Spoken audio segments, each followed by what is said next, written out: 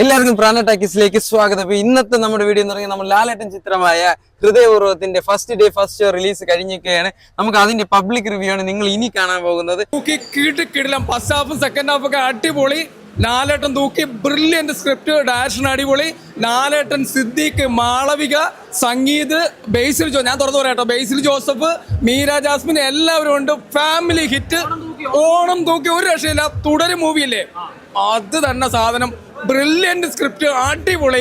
എല്ലാവർക്കും full family entertainment പടം, അടിപൊളി സിനിമ. നിങ്ങൾ ഒന്നും വിചാരിക്കാനുള്ള, ടിക്കറ്റ് എടുത്തോ, ധൈര്യമായിട്ട് തിയേറ്ററിൽ ഓണം തൂക്കി. ലാലേട്ടൻ തൂക്കി. ലാലേട്ടൻ ഒരു വജ്രായുധമായിരുന്നു വീണ്ടും തെളിയിച്ചിരിക്കുകയാണ്. യഥാർത്ഥത്തിൽ ഒരു നിധിയാണ് ലാലേട്ടൻ. അദ്ദേഹത്തിന്റെ അഭിനയം. ഓണത്തിന് ഒരുപാട് സിനിമകൾ റിലീസ് ആവുന്നുണ്ട്.